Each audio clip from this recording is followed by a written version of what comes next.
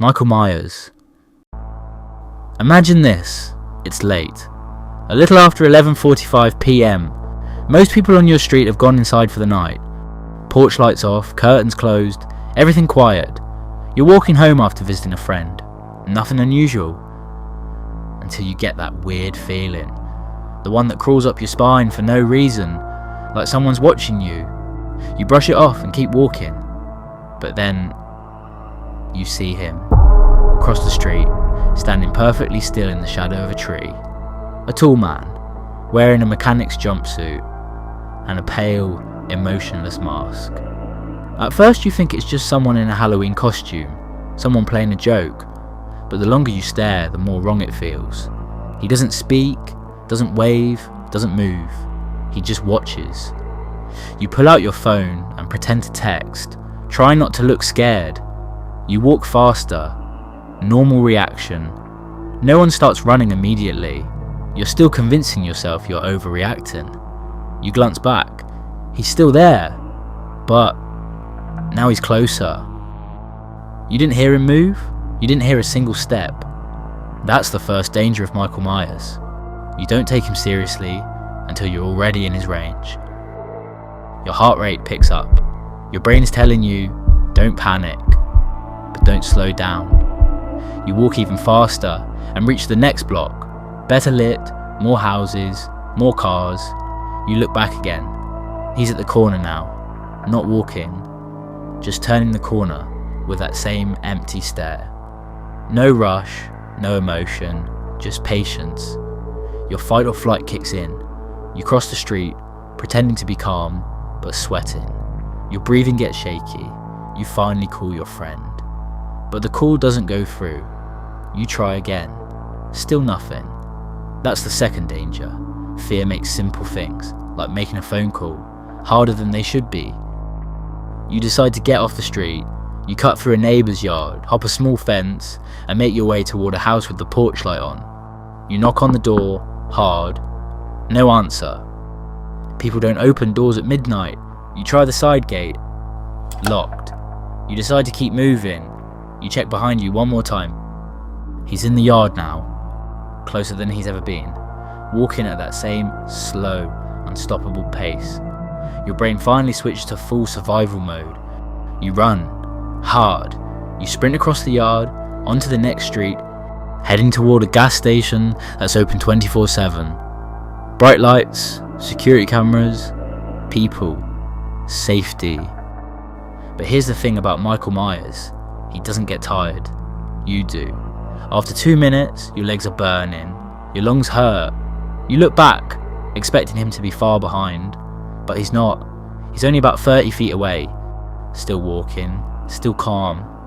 That's the third danger. Michael Myers doesn't chase you. He removes your options. You reach the gas station parking lot. The cashier sees you run in and looks confused, but there are people inside. Safe. Or so you think. You glance back. Michael is at the edge of the lot now, watching from a distance. He doesn't need to come inside. He waits. He knows you're trapped in a public space. Eventually you'll leave. You ask the cashier to call the police. He does. They tell you to stay put until a unit arrives. You wait. 5 minutes. 10 minutes. Michael never comes closer. He just stands there behind the pumps, half in shadow. When the police finally arrive, Michael is gone. The officers look around but don't take it seriously. To them, he's just someone in a mask. They suggest you get a ride home. You do.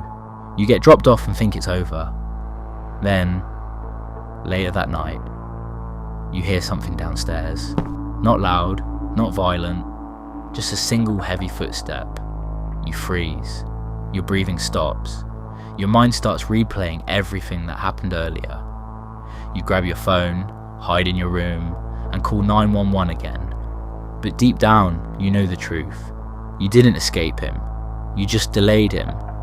Because once Michael Myers chooses you, he doesn't stop. He doesn't forget. He doesn't give up. And now, he's already inside. So what are your real chances of surviving Michael Myers? About 3.5 out of 10. You can survive if you notice him early, Avoid freezing in fear. Get to a public area quickly. Don't go home alone. Stay around people until police take it seriously. But the truth is, Michael isn't fast. He's inevitable. And most people only realise the danger when it's too late. Ghostface. It always starts normal. You're at home, late at night. Not super late, just that quiet hour where everyone else is tired and the world feels a little too still. You're scrolling on your phone, TV on in the background, lights dim, then your phone rings.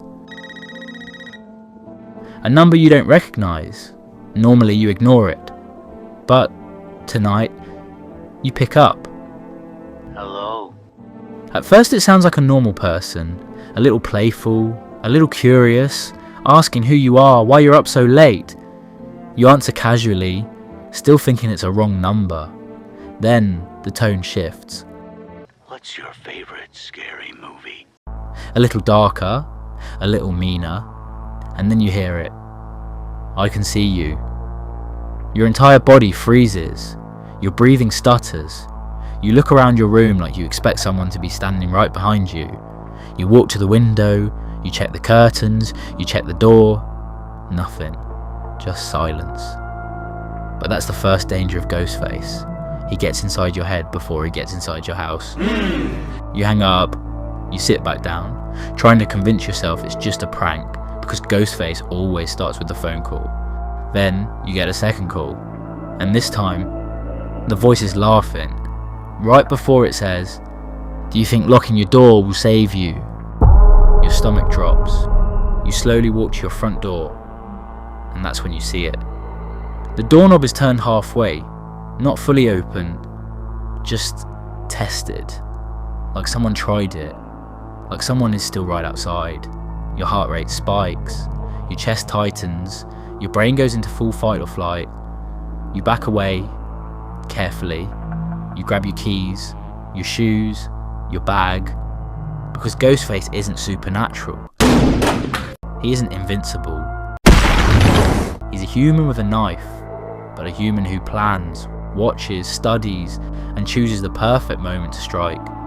So the smartest move, the realistic move, is to get out of the house before he gets in. You head toward the back door, slowly, quietly, and check the lock. It's unlocked. You know you locked it earlier.